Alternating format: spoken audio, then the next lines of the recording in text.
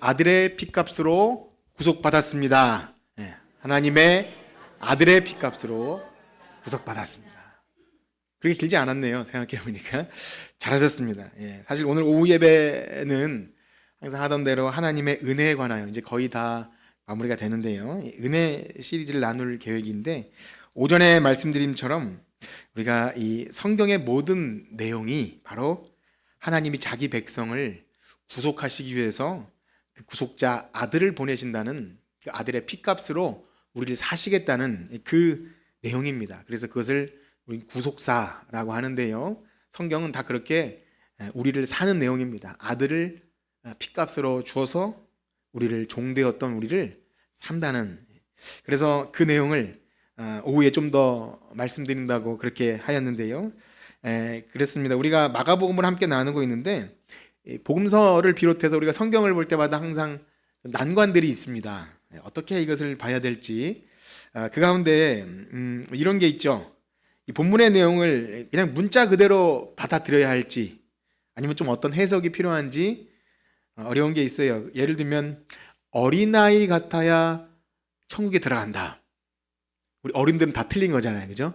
또 부자는 천국에 들어가기 얼마나 어려운지 낙타가 바늘기에 들어갈 것 같다. 여기 가운데 부자는 가능성이 낮아지는 거예요. 예를 들어 그렇게 하면 가난한 자에게 다 팔아 나눠주는 거죠. 이런 어떻게 볼지 좀 어려운 그런 게 있고요. 또 어떤 말씀들은 우리의 삶에 또 어떻게 구체적으로 적용해야 될지, 단순히 도덕적인 어떤 삶의 규범으로 받아들여야 될지, 제가 오전에 말씀드린 처럼 좀 그 안에 우리의 구원을 위한 하나님의 깊은 어떤 내용들이 있는지를 또 발견하기가 그리 쉽지는 않습니다. 바로 그런 부분에 있어서 우리가 큰 길잡이 가이드 역할을 하는 것이 바로 성경이 쓰여진 목적이 하나님과 그가 보내신 자 아들 예수 그리스도, 바로 예수님 이야기라는 그 구속사라는 것을 가지고 보면 그래도 많이 실마리가 좀 풀리고요. 그렇습니다. 그래서 그 구원을 위한 언약과 성취, 하나님이 미리 모형과 그림자로 언약하시고 그것이 마침내 아들을 통해 그것을 이루시는 것, 이것이 우리가 복음 사건입니다. 우리가 복음하는 것은 하나님이 말씀대로 우리를 구원해 주시기 위해 여러 부분 여러 모양으로 이렇게 계시하셨다가 마침내 아들을 통해 우리에게 확증시켜 주시고 우리가 아들 되게, 하나님 자녀가 되게 하는 그 모든 역사 속에 일어난 사건들, 그것을 우리는 복음으로 듣고 역시 이 시간 속에서 우리는 이 복음의 삶을 살아가는 것입니다. 그래서 우리에게 주신 성경은 본래 의미를 파악하기가 그런 관점에서 볼 때 훨씬 더 좋고요, 또 은혜가 되고요. 그렇습니다. 물론 제가 말씀드린 이 관점, 이것도 하나의 관점일 수 있어요. 가장 굵직하지만 또 이걸로 다 한다고 볼 수는 없습니다. 여러 설명되지 않는 부분이 있죠. 오히려 억지로 좀 그렇게 어거지로 맞추시는 분들 꽤 있어요. 모든 것을 다 예수 그리스도 중심으로 하다 보니까 조금 이건 좀 너무하지 않나 싶을 정도의 그런 게 또 있어요. 그런 부분이 있기 때문에 어떤 요즘의 현대에는 구약을 꼭 그렇게 봐야 하나 하는 사람들도 꽤 있습니다. 아주 신약에서 그렇게 명시적으로 해석해 놓은 것 외에는 그렇게 볼 필요가 없다라고까지 하는 거죠. 그럼에도 불구하고 우리 개혁주의 신앙을 가진 우리 교회는 항상 그리스도 중심, 모든 성경이 하나님과 그가 보내신 자 예수 그리스도, 그렇게만 보면 우리는 크게 잘못될 일이 없습니다. 여러분 믿으시나요? 그래서 항상 말씀을 볼 때 하나님이 우리에게 아들 보내시는 내용, 이것이 어떻게 이 안에 들어있는지를 좀 감각도 키우시고, 안 되면 또 이렇게 공부도 해보시면, 우리 성도님들은 그래도 다 교회 그 짬밥이 있잖아요. 오래 다니셨기 때문에 이 말씀은 이 하나님 이야기 우리는 다 알 수 있습니다. 성령님이 또 은혜 주시면 참 많이 안 배워도 또 그런 은혜가 있더라고요. 그래서 우리가 그것을 잘 보기 원하는데요. 그렇지 않으면 이상하게도 복음서인데, 복음서라고 들렸는데 이상하게 무거운 율법을 듣는 것 같기도 해요. 어거지로 적용하다 보면 내가 은혜로 구원받고 정말 복음에서 감격하고 은혜 받아야 되는데 자꾸 죄책감, 죄의식 느껴요. 마치 그 예수님 말씀하신 것처럼 수고하고 무거운 짐진 자들아 다 내게로 와라. 그 의미가 사실은 그 바리새인 율법 교사들이 무거운 율법의 짐을 진 그들에게 예수님이 자유를 주시려고 불렀는데 이상하게 또 다른 짐을 진 것 같은, 때로는 믿음 좋다 하는 사람들은 복음서를 봐도 그냥 기적 이야기에 초점이 딱 맞춰지면 나도 믿음, 능력, 그래서 나에게 신비한 이적이 일어나야 어떤 내 믿음을 증명해낼 것처럼 복음서를 그렇게 보기도 하고요.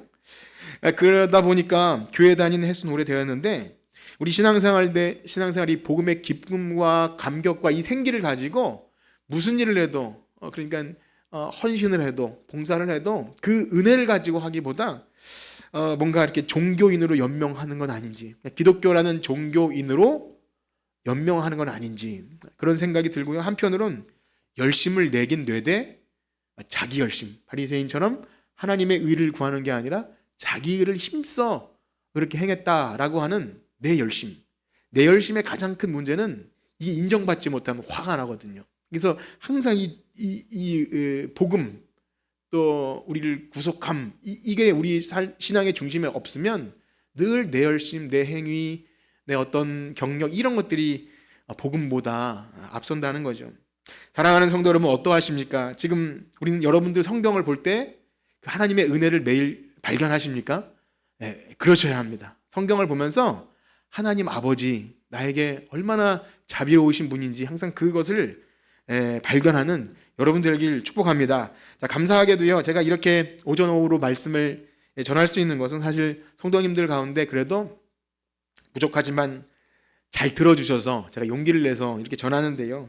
사실 새벽 예배를 음성으로 전해드리고 있는데 들으시는 분 중에서 그렇게 물으시더라고요. 그때 그 내용이 좀 더 설명될 것 같았는데 안 돼서 무슨 내용인지 더 설명해달라고, 그래서 그걸 가지고 성경 공부 시간에 나누면서 참 감사하고 고맙고 행복했어요. 그러니까 말씀에 관심을 갖고 이 참 마가복음의 길이 뭘까, 우리에게 이 길 내에서 무엇을 발견하라고 할까, 이런 좀 어떻게 보면 추상적인 것들이잖아요.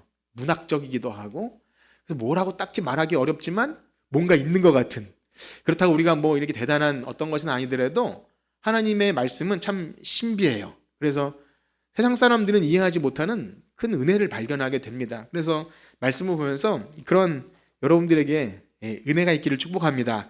그래서 마가복음을 읽다 보면 예수님이 이런 부분이 나오는데요. 가르치실 때 무리들과 바리새인들한테 가르치시다가 따로 제자 그룹에서 좀 심화해서 이렇게 가르치는 부분이 있어요.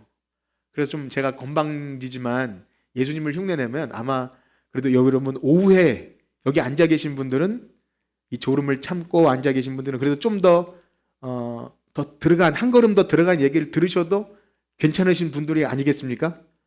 아닌가요? 그래서 이 시간에 오전에 드렸던 말씀을 좀 더 확장해서 드릴 것입니다. 혹 오전에 주무셨더라도 또 오후에 들으면 비슷한 내용 가운데 조금 더 구체적으로 설명을 드리고자 합니다.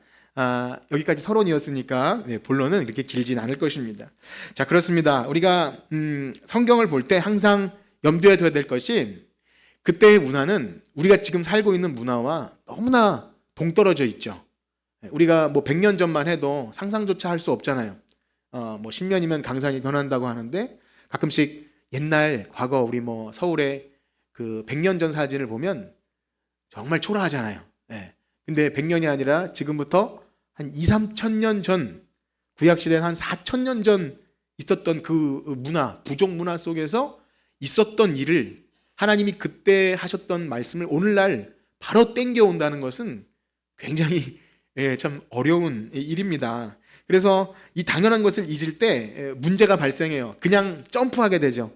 구약을 보면서도 내게 은혜가 되는 말씀이 있으면 앞뒤 맥락 없이 은혜가 되기 때문에 딱 단번에 끌어와요. 대표적인 게 어떤 게 있냐면 내 시작은 미약하였으나 내 나중은 심히 창대하리라. 아멘이신가요?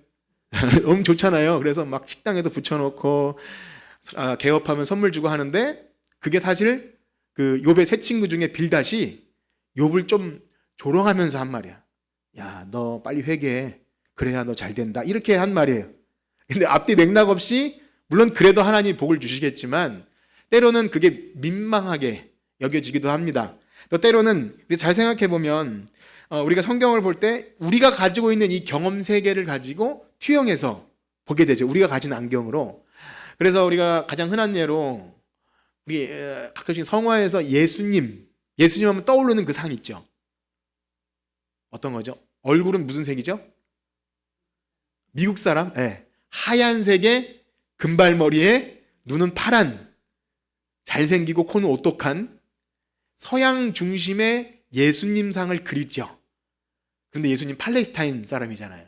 그리고 광야에서 그을리고 목수 출신으로 아마 손도 굉장히 이렇게 상처도 많고 그런 시기였을 거예요. 그런데 자기 서양 중심으로 약간 백인 우월 그런 게 들어갔겠죠. 그러니 만약에 우리나라 아이들에게 한 번도 예수님 사진을 본 적이 없는 아이들에게 우리 예수님 얼굴 그려볼까 하면 어떻게 그릴까요? 한국 사람, 아빠가 좀 좋으면 아빠와 좀 비슷하게 그릴 수도 있다는 거죠. 그래서 아프리카에서는 예수님을 흑인으로 그린다는 거 아시나요? 그러니까 그런 거예요. 예수님은 당연히 그 고대 근동 팔레스타인 사람인데, 팔레스타인 사람 아니지만 어쨌든 그 히브리 민족, 당연히 뭐 구릿빛 뭐 그런 피부에 코는 그렇게 오똑하지 않은 그 유목 민족이지 않습니까? 그래서 예를 들어 그런 것만 봐도 우리가 너무 간과하는 게 많다. 물론 우리가 100%다 고증을 하고 고대 역사를 알아서 성경을 보는 건 어렵지만 성경을 볼 때 그런 오해를 안 했으면 좋겠어요.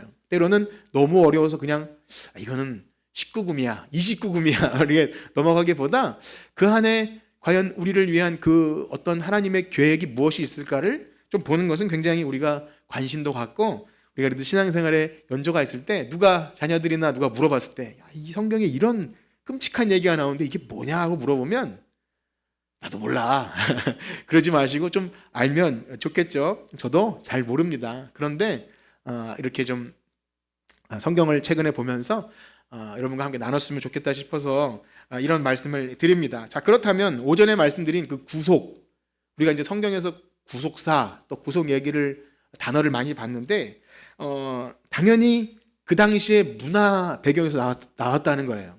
북의 중심의 그 남자가 가부장, 그 남자 아버지가 그 족장의 대표로 있는 그 사회에서 이루어지는 그 수원법이라는 그 법 안에서 나옵니다.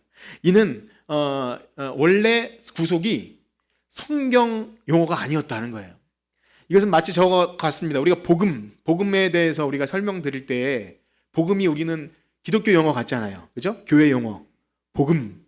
근데 그게 아니라 그랬죠. 어디서 온 용어라 그랬죠? 로마 황제 아들이 나셨습니다. 로마 황제가 승리하셨습니다. 막 이러면서 막 빵빠레 울리면서 하는 게 유앙겔리온 이런 거라 그랬어요.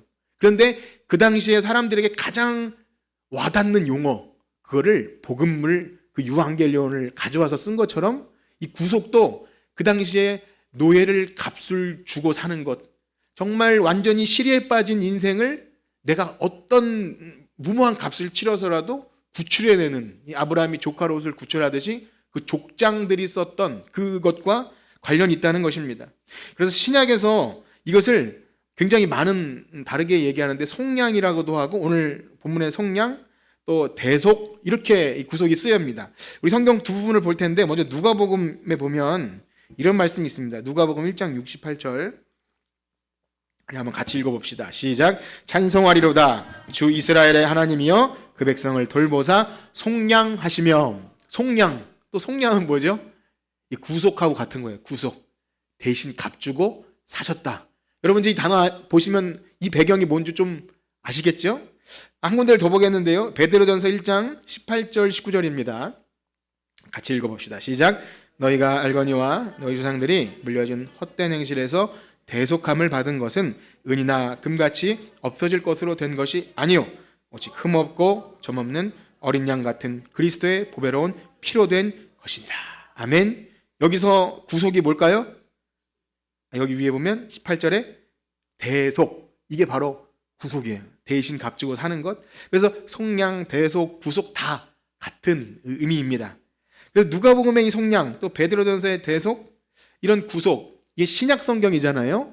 그럼 구약 성경에는 구속이 어디에 한 군데 나오냐면, 많이 나오지만 한 군데만 읽어볼 텐데 이사야 43장입니다. 역시 이 말씀도 우리가 잘 아는 말씀인데 이사야 43장 1절 한번 같이 읽어봅시다. 시작. 야곱아 너를 창조하신 여호와께서 지금 말씀하시느니라. 이스라엘아 너를 지으신 이가 말씀하시느니라. 너는 두려워하지 말라. 내가 너를 구속하였고 너는 내 것이라. 아멘. 왜 내 것이라 하는지 알겠죠? 내가 값주고 산 거야. 너를 내가 값주고 샀어. 역시 하나님께서 너를 구속하였다. 여기서 이 구속이 쓰여지요. 그래서 이 말씀드린 대로 히브리어 가할이라고 하는 또 고엘 이 용어는요 바로 기업 물을 자, 구속자 이렇게 성경에서 그 배경을 가지고 있습니다. 자, 그렇습니다. 이스라엘 민족은 부족 사회예요. 부족 사회는 지금 우리가 오늘날 살고 있는 이 문화에서는 좀 상상하기가 어렵습니다. 뭐 가부장, 뭐 호주 이것과 비교할 수가 없어요. 그 부족장이 그 당시에 나라였어요. 그래서 모든 경제와 정치와 법과 뭐 국방과 이런 것이 다 그 아버지로부터 나옵니다. 그래서 아까 보여드린 그 그림처럼 그 그림 한번 다시 보실까요? 웃긴 그림. 예. 이 가운데 사람이 있잖아요. 태어나서 내 세계는 이거예요. 가족이 중심이고 쫙 펼쳐지는 세계관이 이 부족 사회를 벗어나면 죽는 거예요. 그러니까 오늘날 우리들은 가족이 있지만 사회 시스템이 있잖아요. 법이 있고 뭐 그래서 가족을 혹 잃어도 살 수 있잖아요. 근데 여기는 그게 불가능한 거예요. 가운데 아버지의 집, 베이트 아부라고 해가지고 이 아버지의 집은 그 용어예요. 그때 아버지의 집, 이 북의 중심 사회에 나를 지탱해주는 중요한 가족입니다. 그래서 그것을 확장해가죠. 졸리신 분들을 위해서 근데 나중에 좀 더 잘 그려진 그림을 보여드릴 기회가 있을지 모르지만 자 그렇다는 거예요. 그래서 이걸 염두에 두는 겁니다. 그래서 아버지의 집, 족속, 지파, 민족으로 그들의 세계관입니다. 태어날 때부터 거기서 태어나는 것. 그러니까 모든 사람들은 아버지의 집에 있어야 공동 운명체로 거기 그들의 삶과 죽음이 결정돼요. 그들의 어떤 직장 또 가족 공동체가 함께 일을 하고 공동으로 농사를 짓고 막 이게 그 안에 있다는 거죠. 때로는 족장이 범죄한 어떤 사람이 있으면 돌로 쳐서 죽여라 그러면 죽었어요. 이따가 유다 다말 이야기 살펴볼 텐데 며느리가 음란한 짓을 했다고 전현을 돌로 죽여라 이래서 정말 죽을 위기에 처합니다. 그러나 반대로 이 아버지의 집이 없는 사람들은 이 고아나 과부나 이런 사람들은 정말 그 사회에서는 완전히 최약자들이에요. 그냥 인권이 유린되는 전쟁 포로 같은 이런 사람들이죠. 그런데 성경은요 이 부족 사회를 때때로 이 부족 사회 안에서 하나님이 이상한 돌출되는 일을 가끔씩 하셔요. 지금 말씀드린 대로 부족 사회에서는 생각할 수 없는 고아나 과부나 나그네를 위한 법을 하나님이 만들어 주셔서 그들을 환대하고 먹고 살게 해주는 약자를 배려한 법이 우리 성경 속에 있다는 겁니다. 우리가 이제 신명기를 하다가 잠시 멈추고 다시 마가복음이 끝나면 신명기로 갈 텐데 사실 우리가 민수기 신명기 읽다 보면 재미없어요. 과거에 그들의 삶의 법들을 보면 우리가 우리가 은혜의 시대에 살고 있는데 왜 이걸 봐야 되나 싶지만 재밌습니다. 살펴보면 여성들이요. 그 대표적으로 슬로보아스의 딸들이 아버지가 없이 우리가 이제 이렇게 참 떨거지가 되니까 우리에게도 땅을 주세요. 막 그렇게 해서 하나님이 정말 딸들에게 땅이 돌아가는 법을 제정해 주세요. 모세가 처음 받은 법이 아니라 추가적으로 그런 일이 때때로 있는 거예요. 여성들은 말할 수 있는 권리조차 없는 시대에 참 특별한 이야기가 막 이렇게 송곳 뚫고 나오듯이 그 가부장 사회에서 있을 수 없는 일들이 때때로 나옵니다. 장자가 원래 상속권을 받아야 되는데 형이 동생이 되고 동생이 형이 되는 경우가 많이 나오죠. 기억하십니까? 사실은 아브라함의 아들은 이스마엘이 장자예요. 물론 첩을 통해서지만 근데 이삭이 본처의 자식이기 때문에 그렇게 되지만 어쨌든 형과 하고 바뀌죠. 또 야곱과 에서도 마찬가지죠. 원래 에서가 형인데 하나님이 처음부터 이 역전을 시킵니다. 그래서 원래 장자가 대를 이어야 되는데 그런 일이 많이 발생해요. 야곱의 12아들 중에서 루벤이 장자지만 실제적으로 누가 장자의 역할을 합니까? 요셉도 나왔고 유다도 나왔는데 맞아요. 유다는 예수님을 계보로 잇는 사실 유다가 장자 역할을 하고요. 요셉은 출애굽했을 때 진짜 먹여 살리는 장자 아버지 역할을 요셉이 합니다. 그래서 거의 막내잖아요. 11째. 요셉은 11째고 다윗은 그 집안의 몇째죠? 네, 말째예요. 말째. 마지막. 원래 형들을 왕 삼아야 되는데 이세의 집에 갔더니 첫째도 아니야. 둘째도 아니야. 저 양치기 하고 있는 다윗을 왕으로 삼아요. 이런 것들은 가부장사회에서 이 질서가 꼬이기 때문에 잘 일어나지 않는 일인데 하나님은 이상하게 이런 방법을 통해서 그런 일을 하셔요. 그래서 말씀드린 대로 우리가 성경을 볼 때 이런 파격이 있을 때는 하나님이 구원 계획을 참 심어 놓으셨구나. 특별히 예수님 족보에 여성들이 등장하는 거 아시나요? 마태복음에 보면 여성분들이 5명이 등장해요. 5명. 혹시 아시는 분 한번 해볼까요? 어떤 여자가 있죠? 일단은 예수님 엄마가 나오겠죠. 마리아가 나오고, 그 다음에 그 성경에서 좀 특별한 여인들이 있어요. 네. 이방 여인이고 또 그리고 이상하게 결혼했고 이상한 대를 잇는 여성들이 나와요. 이제 오늘 이따 살펴볼 시아버지를 통해 대를 잇는 다말, 그리고 아까 오전에 말씀드린 룻, 그리고 룻과 보아스가 나오고, 그 다음에 다윗이 성범죄를 통해 얻은 아내 우리아의 아내가 나오고요. 그 다음에 그 여호수아 때 그 여리고성에 살던 라합. 처음 들으신 자, 그 내용이 뭐냐면 성경에 여성들은 족보가 기록되지 않습니다. 예수님으로 향하는 그 가운데 이상한 일들이 벌어지는 거예요. 이게 다 뭐냐면 성경 안에서 왜 이게 뭐지? 족보를 왜 기록했지? 왜 이 돌출되는 사건이 있지? 그때 보면 다 구원 이야기와 연결되어 있습니다. 그래서 이 모든 돌출되는 이야기는 부족사회 배경에서 하나님이 어떤 방식으로 자기 백성을 구원하시겠다는 그 특별한 어떤 그림자, 그런 예고편 같은 게 있는 거죠. 특별히 부계중심 사회에서 자녀들은 이 아버지 지파에 속하지만 이제 여성들은 시집을 가면 그 다른 아버지가 생기는 겁니다. 그래서 여성은 주로 남자에 의해 운명이 결정되는데 태어나서는 어떤 아버지의 딸, 결혼하면 어떤 집 남편의 아내, 그리고 이제 아들이 장성하면 그 어떤 아들의 엄마가 되는 거예요. 요즘엔 좀 그러지 않지만 우리나라 사회도 약간 그랬죠? 그 뭐라 그러죠? 왜 어릴 때는 아버지를 섬기고 남편을, 이게 우리나라 삼종 뭐 그런, 잘 들으시는 분이 있어서 감사합니다. 그런 게 있었어요. 어쨌든 근데 오늘날만 봐도 그게 마음에 안 들잖아요. 여성 인권 없고. 그런데 그때는 더했다는 거예요. 그래서 그거를 인정하고 성경을 본다는 겁니다. 그러니 여자들에게 있어서 아들 낳는 얘기는 생명이 걸린 얘기예요. 아들을 낳아야 그 여성으로서의 존재가 인정받고 삽니다. 그러니까 성경에서 아들 낳는 여인들 얘기 많죠. 사라가 아들 낳으려고 엄청 애쓴 얘기 나오고, 그 유명한 라헬과 레아도 아들 낳기 전쟁하잖아요. 아들 낳기 전쟁. 그리고 그 유명한 한나도 아들 달라고 기도하다가 하나님과 심정이 통하지 않습니까? 그 아들 낳는 얘기는 뭐 그렇게 아들 낳으려고 해서 오늘날 우리 교회 아들 이렇게 이거 비교할 수 없어요. 우리 성도님들 그래도 어르신들은 예전에 아들 낳아야 소박 안 맞는 그런 시대를 살았기 때문에 조금 이해하실 수 있을지 몰라도 그때는 생존이 달린 문제입니다.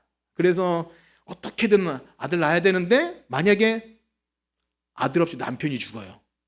거기다가 아들도 죽어요. 그럼 그 여인은 완전히 망한 거예요. 나오미가 나를 이제 마라라고 불러라. 난 망한 여자다. 나는 하나님 나를 버렸다. 이라고 말할 수밖에 없는 거죠.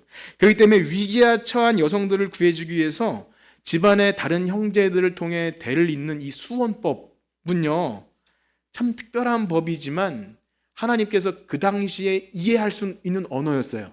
아무도 신경 쓰지 않고 버림받아 마땅한 여성들을 구제해서 다시 재산도 찾고 미래를 보장해주는 엄청난 것이 이 구속 기업 물을자 안에 들어있다는 겁니다. 이러한 배경을 가지고 창세기 38장에 등장하는 유다 다말 이야기를 좀 볼 텐데요. 제가 이것을 여러분들에게 설명드리려고 했는데 그냥 읽는 게 나을 것 같아서 30절 정도 되지만 우리 빠르게 한번 읽도록 하겠습니다. 여러분들이 좀 속도를 내시면 창세기 38장, 여러분들 중에 유다 다말 이야기를 아시는 분도 있지만 아마 모르시는 분이 더 많으실 것 같아서 창세기 38장을 찾아서 한번 같이 교독을 해보도록 하겠습니다. 58페이지인데요. 성경을 피셔야 됩니다. 화면이 없습니다. 예, 제가 일부러 화면을 부탁을 안 드렸고요. 성경을 한번 들춰보면 졸음도 달아납니다. 그래서 성경을 펴보시고 창세기 38장 58페이지인데요.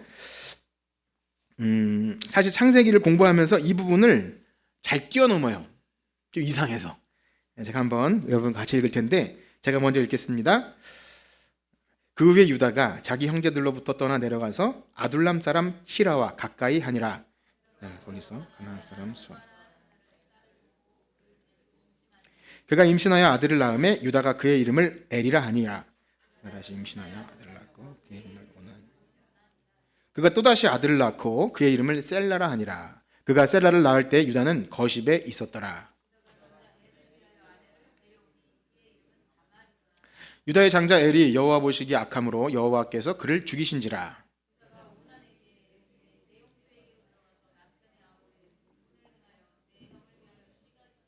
우난이 그 씨가 자기 것이 되지 않을 줄 알므로 형수에게 들어갔을 때 그의 형에게 씨를 주지 아니하려고 땅에 설정하매 유다가 그의 며느리 다말에게 이르되 수절하고 내 아버지 집에 있어 내 아들 셀라가 장성하기를 기다리라 하니 셀라도 그 형들 같이 죽을까 염려함이라. 다말이 가서 그의 아버지 집에 있느니라.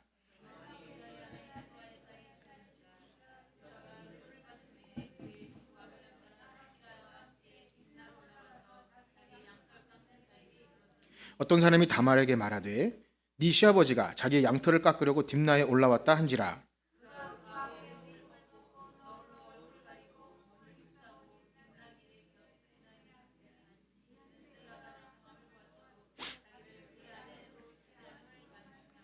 그가 얼굴을 가리었으므로 유다가 그를 보고 창녀로 여겨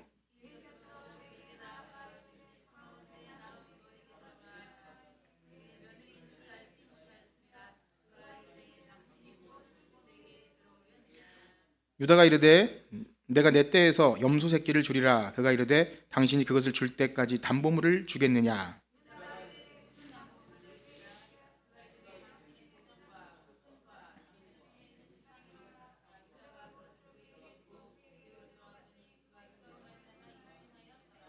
그가 일어나 떠나가서 그 너울을 벗고 과부의 의복을 도로 입으니라.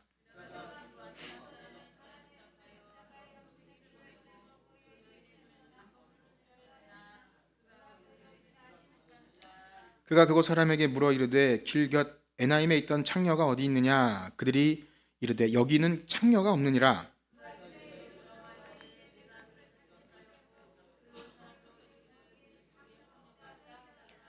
유다가 이르되 그로 그것을 가지고 두라. 우리가 부끄러움을 당할까 하노라. 내가 이 염소 새끼를 보냈으나 그대가 그를 찾지 못하였느니라.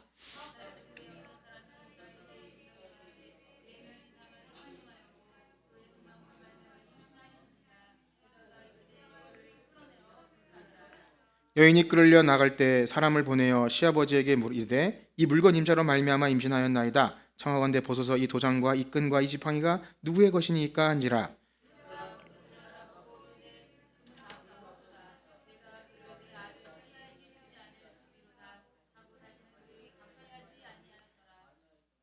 여기까지 읽겠습니다. 내용이 좀 이해가 되셨나요?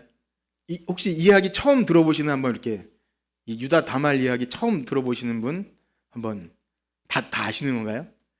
제가 이게 괜히 다 읽었나 싶은데요. 이 이야기는요. 어떻게 이런 일이 있을 수 있나 싶은 거예요. 그래서 읽은 겁니다. 참 이상한 내용이에요. 윤리 도덕적으로 따지자면 누군가에게 설명하기 어려운 일입니다. 유다가 다말에게 근데 이렇게 말하죠. 그가 나보다 옳다. 누가 더 나쁜지를 한 게 아니라 그가 나보다 옳다, 의롭다 이렇게 얘기합니다. 과연 다말이 한 일이 의로울까요? 속인 거잖아요. 속이고 그렇게 한 일이지 않습니까? 근데 뭐가 옳다는 거죠? 그러나 우리가 이제까지 살펴본 이 수원법, 이 여인이 살아남아야 하는 그 일, 사실 이 유다는 그녀가 자기가 아버지의 집에 족장이면서 보내버려요. 네 아버지 집으로 가라. 이거는 자기 책임을 다 못한 겁니다. 그러니까 유다가 책임이 훨씬 큰 거예요. 그렇기 때문에 지금 이 말하는 것은 그 당시에 아버지의 집으로서 아버지의 책임을, 그 족장으로서의 책임을 다 못한 그 유다가 훨씬 더 하나님 앞에서 죄인이고, 그래서 하나님은 다말의 손을 들어주십니다. 이건 누가 이기고 지구의 문제가 아닌 거예요. 이 법대로 다말은 아이를 낳고요, 그 예수님의 그 계보에 들어가는 거예요. 이게 참 신기한 일이죠. 하나님은 이상한 방법을 통해서 하는 거예요. 우리 문화에서는 절대 이해할 수 없지만 그 당시에는 다말은 이렇게 해서라도 구원을 받는 거예요. 이게 뭐 죽어서 천국 가는 그 구원이 아니라 삶을 얻는 거예요. 미래를 얻는 거죠. 그래서 죽었다가 살아나는 거나 마찬가지입니다. 그러니 이 만약에 이 수혼법을 존중하지 않고 과부가 된 며느리를 부양할 책임지지 아니한 이 유다는요, 굉장히 사회적으로 비난받아 마땅한 일입니다. 그래서 이 다말 이야기는요, 바로 기업 물을 자, 구속자, 이 법을 통해서 이 여인이 삶을 얻게 되는 구속의 그림자가 들어 있습니다. 자, 이어서 이상한 이야기가 바로 룻기 이야기입니다. 오전에 잠시 말씀드린 바가 있는데요, 남편과 두 아들을 잃은 이 룻은 그야말로 망한 집, 나오미죠. 며느리가 룻과 오르바고 시어머님이 이제 나오미예요. 망한 집입니다. 나오미를 떠나지 않고 쫓아오겠다는 이 룻이 진짜 사실 이상한 거예요. 그때 룻이 나오미가 며느리에게 이렇게 말하죠. 우리 룻기 1장 11절에서 13절을 한번 같이 읽겠습니다. 룻기 1장 11절에서 13절입니다. 시작. 나오미가 이르되 내 딸들아 돌아가라. 너희가 어찌 나와 함께 가려느냐? 내 태중에 너희의 남편 될 아들들이 아직 있느냐? 내 딸들아 되돌아가라. 나는 늙었으니 남편을 두지 못할지라. 가령 내가 소망이 있다고 말한다든지 오늘 밤에 남편을 두어 아들들을 낳는다 하더라도 너희가 어찌 그들이 자라기를 기다리겠으며 어찌 남편이 없이 지내겠다고 결심하겠느냐? 내 딸들아 그렇지 아니하느니라. 여호와의 손이 나를 치셨으므로 나는 너희로. 그렇습니다. 오늘 밤에 남편을 두어 아들을 낳는다 할지라도, 만약에 이 배경을 모르고 이 본문을 보면 나오미가 무슨 말을 하나 싶을 거예요. 이 부족 사회에서 왜 내가 이 할머니가 또 아들을 낳아서 이 아이들을 장성해서 너희들 대를 잇게 해줄 수 없겠다, 뭐 이런 말은 참 설명하기 어려운 거죠. 역시 나오미는 지금 그 수혼법, 기업 물을 자 얘기를 하고 있는 겁니다. 그러니 둘째 며느리 오르바가 떠난 것은 비난받을 일이 아니죠. 그도 먹고 살아야 하니까 네 아버지 집으로 돌아가라, 갑니다. 근데 룻은 안 가죠. 사실 룻이 더 이해할 수 없는 겁니다. 이 집안엔 더 이상 살 소망이 없는데 룻은 거기 삽니다. 그때 룻이 유명한 고백을 하게 되죠. 나오미에게. 우리 그 부분을 한번 읽어볼까요? 1장 16절에서 17절 시작. 룻이 이르되 내게 어머니를 떠나며 어머니를 따르지 말고 돌아가라. 강권하지 마옵소서. 어머니께서 가시는 곳에 나도 가고 어머니께서 머무시는 곳에 나도 머물겠나이다. 어머니의 백성이 나의 백성이 되고 어머니 하나님이 나의 하나님이 되시리니 어머니께서 죽으시는 곳에서 나도 죽어 거기 묻힐 것이라. 만일 내가 죽는 일에 어머니를 떠나면 여호와께서 내게 벌을 내리시고 더 내리시기를 원하나이다.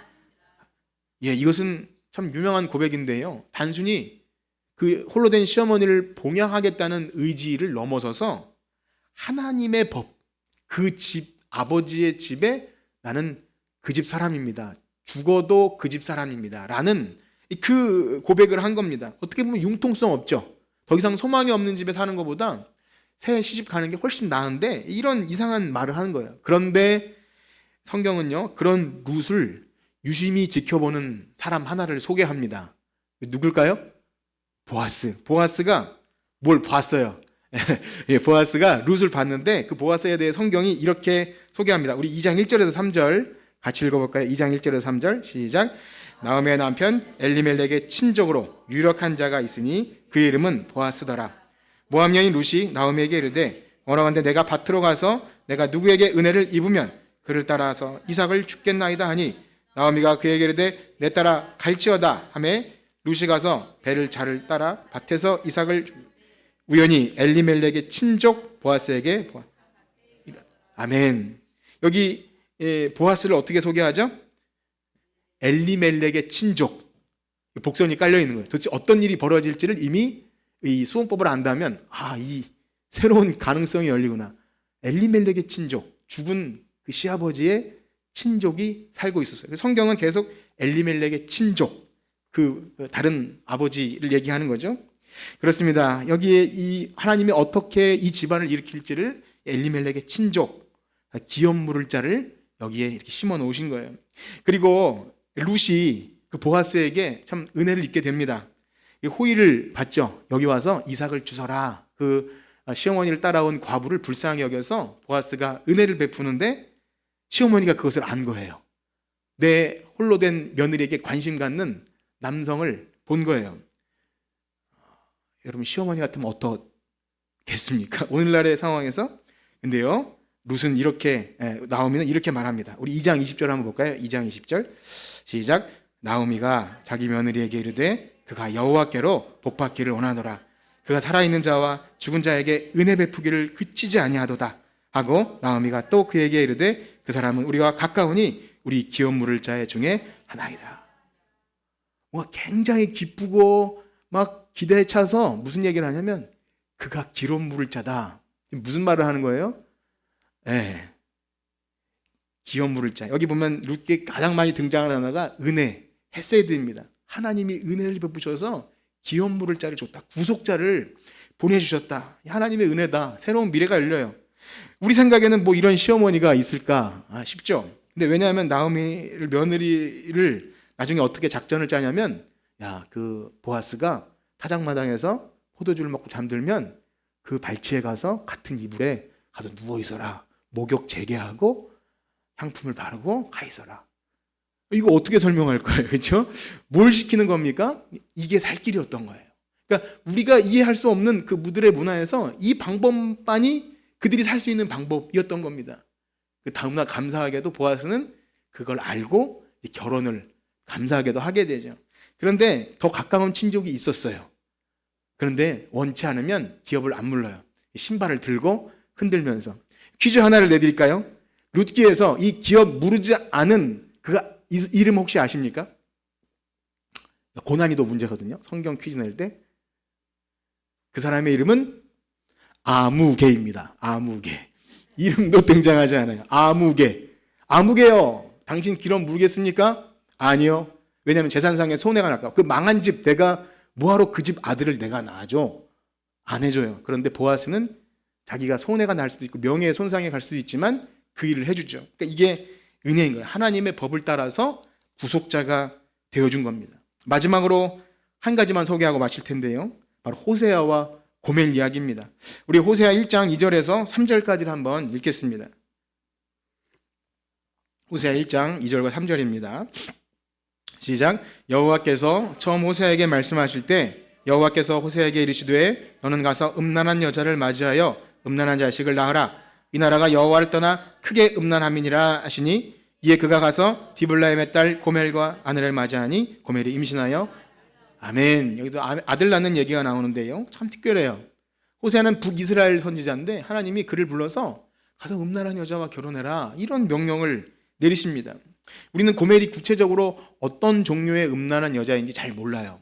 중요한 사실은 당시에 가장 경건한 선지자로 불렸던 호세아가 당시에 모든 동네 사람이 손가락질하는 음란한 여자 고멜을 데리고 결혼을 한다고 할 때 여러분 어떻습니까? 여러분 호세아니까 그런 대로 봐주지 여러분 아들이라고 생각해 보세요. 네. 내 눈에 흙이 들어가기 전까지는 안 되는 일이잖아요. 내 친척 가까운 사람이 그런다고 하면 미친 거 아니야. 그런 하나님 믿지 말라고 했을 수도 있어요. 그런데 그 일을 하죠. 굉장히 불편한 이야기입니다. 그런데요, 우리는 이 이야기를 고멜의 관점에서 한번 봐야 됩니다. 고멜이란 그 여성, 그 당시에 저도 딸을 키우고 있지만 도대체 어떤 문화, 어떤 시대를 막론하고 자기 딸이 커서 그렇게 되기를 바라는 집이 어디 있겠습니까? 그러니까 사실 생각해보면 그녀에게는 아버지의 집이 없었다는 거예요. 그를 보호해줄 어떤 장치가 없는 그런 열악한 환경의 여성이었다는 거죠. 참고로 창세기에 보면 야곱의 딸 디나가 세겜 족속 그 하몰의 아들에게 추장에게 강간을 당했습니다. 그때 어떻게 되는지 아세요? 그 아들들이 그래서 칼을 잡고 아주 다 죽여버려요. 할례를 하라고 한 다음에 내 여동생을 그렇게 해서 아버지의 집이 있는 부족은 전면을 시켜버릴 정도로 아버지 집이 든든하게 그 여동생을 이렇게 지켜주는 거예요. 그러니 이 고멜은 아버지 집이 없는 여성인 것입니다. 그런데 어느 날 아침에 기적이 일어난 거예요. 어느 날 아침에 준수한 청년이 나는 결혼하자고 나타난 겁니다. 좀 황당했지만 그녀에게 아버지의 집이 생기는 거예요. 남편이 생기고 아들까지 낳아요. 엄청난 일이 그녀의 인생에 벌어진 거예요. 상상이나 할 수 있는 일이겠습니까?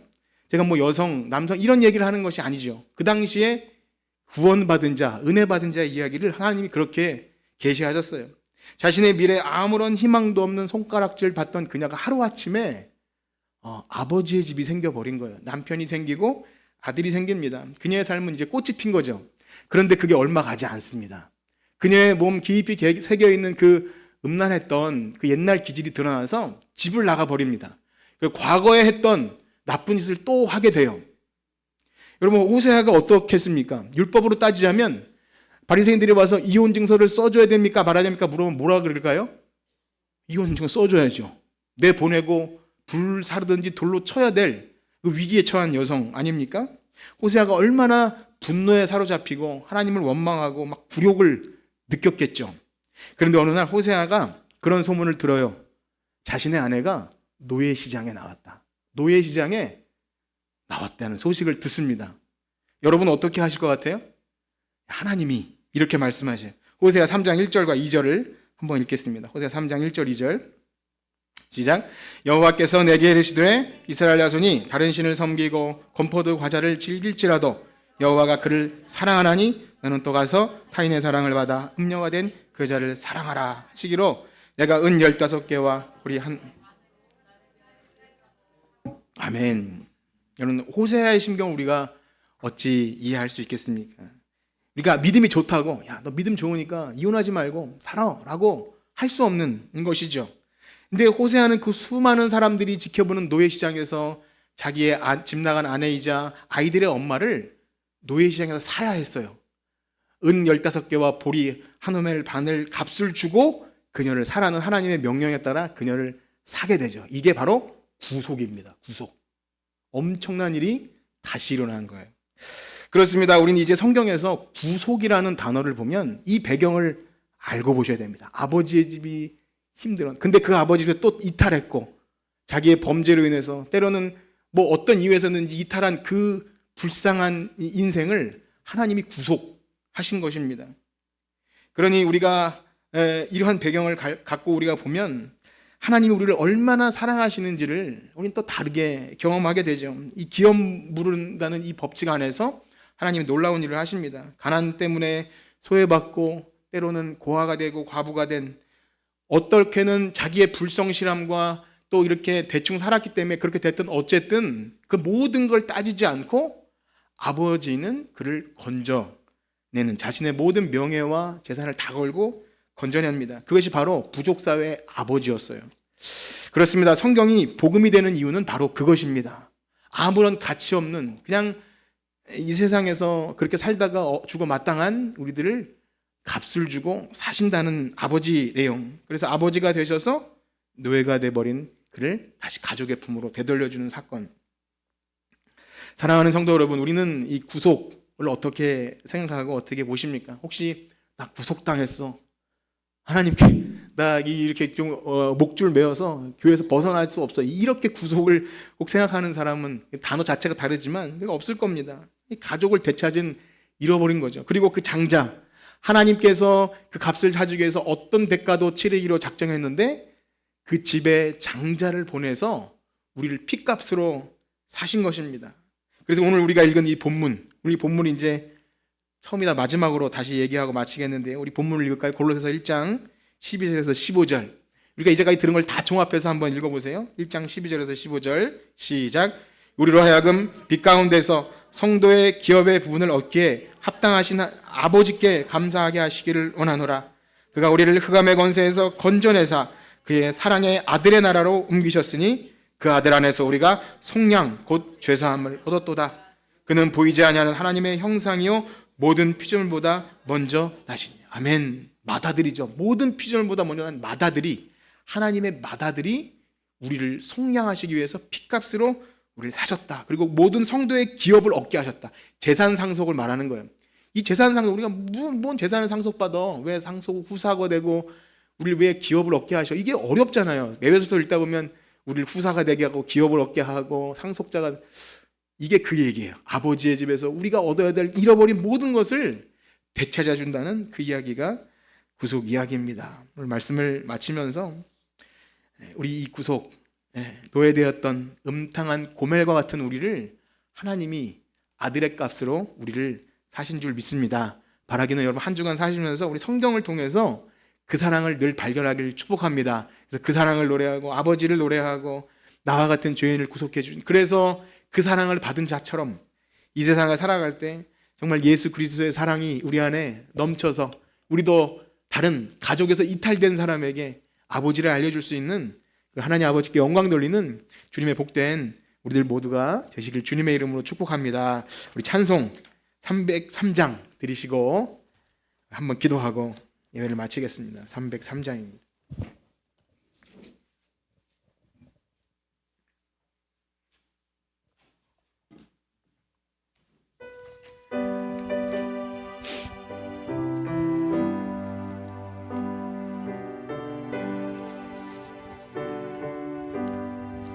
날 위하여 십자가에 중한 고통 받으사 대신 죽은 주 예수의 사랑하신 은혜여 보배로운 피를 흘려 영영 죽을 죄에서 구속함을 받으리니 어찌 찬양 안 할까.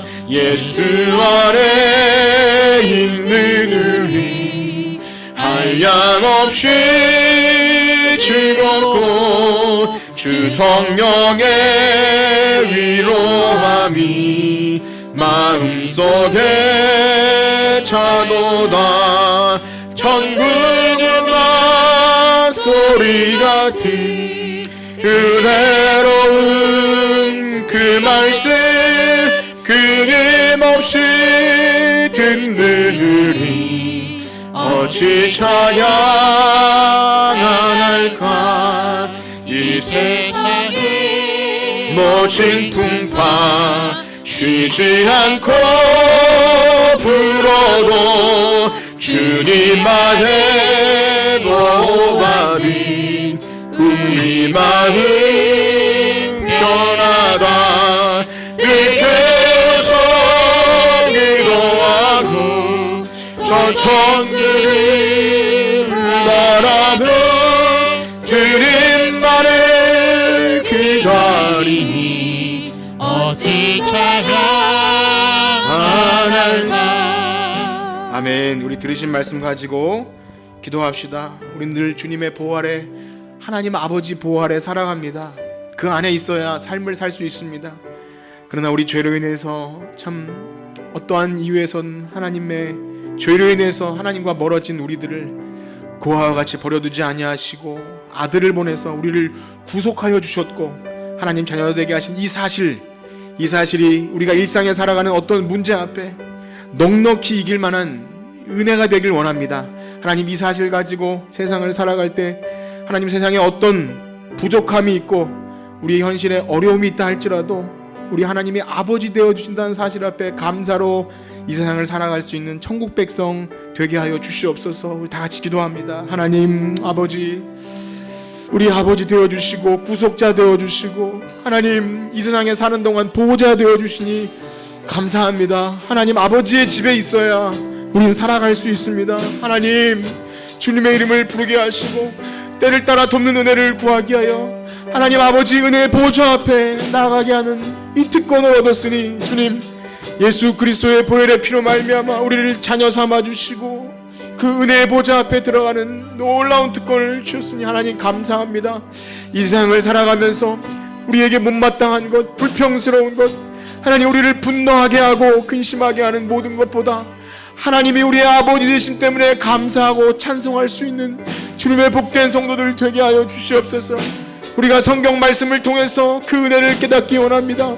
하나님 성경에서 어려운 것이 있다 할지라도 하나님 우리를 위해서 아들을 보내주신 그 놀라운 사건을 발견하고 그 은혜를 찾아가기 위해서 오라오니 하나님 우리 사랑하는 성도들 한 주간 살아가면서도 그 은혜를 가지고 하나님께 영광 돌리며 주님께 은혜를 구하는 우리 모두가 되게 하여 주시옵소서. 주님께서 은혜를 줄 믿사옵니다. 아멘. 이제는 우리 주 예수 그리스도의 은혜와 하나님의 무한하신 사랑하심과 성령님의 감화 감동 위로 교통하심이 오늘 우리로 피로 값주고 구속하여 주신 하나님 아버지의 그 사랑, 예수님의 그 희생, 그것을 통해 자녀되었음을 기억하며 하나님 아버지의 백성으로 이 땅에서 하나님께 영광 돌리는 삶을 살기 원하는 성전교회 성도들 머리 위에 이제로부터 영원토록 함께 있을지어다. 아멘.